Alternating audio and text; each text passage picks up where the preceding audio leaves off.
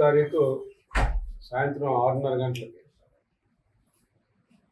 ఒక lorry rice మిల్లుకి వెళ్తున్నటువంటి ఒక లారీ నర్సన్పేటలో బయలుదేరి బైరి జంక్షన్ వచ్చి బైరి జంక్షన్ నుంచి గంగమ్మ మోడ్రన్ రైస్ మిల్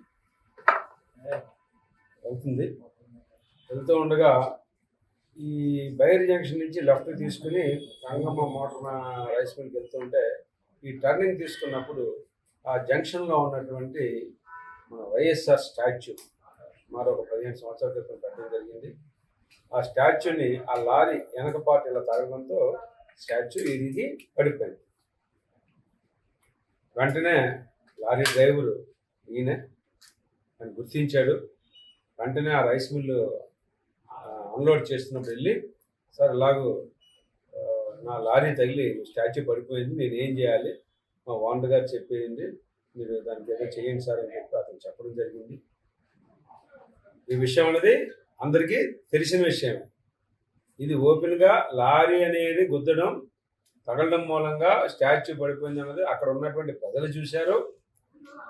ఈ విషయం తెలిసిన వెంటనే ఆ రైస్ మిల్లు సాయికరణ్ ఓనర్ గారు కూడా వచ్చి పరిశీలన చేశారు. లారీ ఓనరు చోడవరం, అనకాపల్లి జిల్లా చోడవరం ఊరికి చెందినటువంటి ఓనర్కి చెప్పడం జరిగింది. వాళ్ళు దాన్ని రిపేర్ కూడా చేయించి మళ్ళీ పెట్టడానికి కూడా వాళ్ళు ప్రిపేర్ అయ్యారు.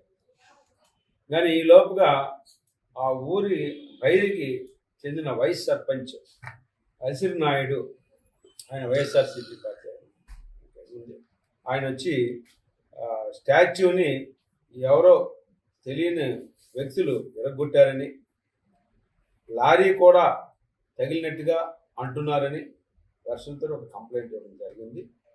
దాని మీద ఎస్ఐ గారు విచారణ చేసి ఒక కేసు నమోదు చేయడం జరిగింది. వాస్తవాలు ప్రాపర్గా రాకుండా రకరకాల వెర్షన్లు సోషల్ మీడియా నుండి ప్రెస్లో కూడా రావడం జరిగింది. ఎవరో కావాలని ఒక వర్గం వారు లేకపోతే ఎవరో వచ్చి ఆ స్టాచ్యూని ఎరగొట్టారని చెప్పి రాంగ్ ఇన్ఫర్మేషన్ అనేది సోషల్ మీడియా అనేది అన్ని మీడియాల్లో వైరల్ అవుతారు. ఇప్పుడు కూడా పూర్తి సమాచారం తెలుసుకుంటే బాగుండేది. మరి అందరు చెప్పిందే మీరు కూడా మీ ప్రశ్నలు చేస్తారు కాబట్టి దానికి వివరణ ఇవ్వాల్సిన బాధ్యత మాకు ఉంది. ఎందుకంటే ఎస్ఐ గారు డీటెయిల్ ఎంక్వైరీ చేశారు, సిఐ గారు ఎంక్వైరీ చేశారు.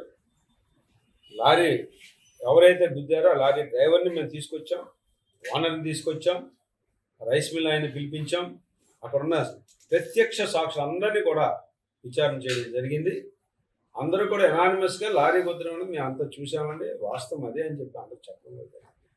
కాబట్టి దయచేసి అది లారీ టర్నింగ్ చేసినప్పుడు తగలడం మూలంగానే ఆ విగ్రహం పడిపోయింది తప్ప ఎవరు కానీ ఎటువంటి వ్యక్తులు కానీ ఆ విగ్రహాన్ని పడగొట్టడం కానీ ఏమీ చేయలేదన్నది నేను ఈరోజు ఈ యొక్క ప్రెస్ మీట్లో మీ అందరికి కూడా తెలియపరుస్తున్నాను. అలాగే ఈ విధంగా తప్పుడు సమాచారాన్ని ప్రజల్లో తీసుకువెళ్ళి రాంగ్ కంప్లైంట్ ఇచ్చి 2 వర్గాల మధ్యన విద్వేషాలను రెచ్చగొడితే మాత్రం అది కరెక్ట్ కాదు. వాస్తవాలు చెప్పమంటున్నాం మేము, ఇందులో మిస్లీడ్ ఏమి, వాస్తవం ఏం చెప్తాడు, జనాలు విచారణ చేసి కంప్లైంట్ ఇవ్వాలి కానీ ఏదో అవకాశం జరిగిందని ఇవ్వడం అనేది కరెక్ట్ కాదు. దయచేసి అటువంటి విషయాల్లో అటువంటి రాంగ్ ఇన్ఫర్మేషన్ మానుకోవాలనేది మా రిక్వెస్ట్. తప్పుడు సమాచారం ఇవ్వడం అనేది, ఒకవేళ అటువంటి తప్పుడు సమాచారం ఇస్తే దాని మీద అది ఫాల్స్ కంప్లైంట్ ఇచ్చినట్టుగా చట్ట ప్రకారం చర్య కూడా తీసుకోవడం జరుగుతుంది.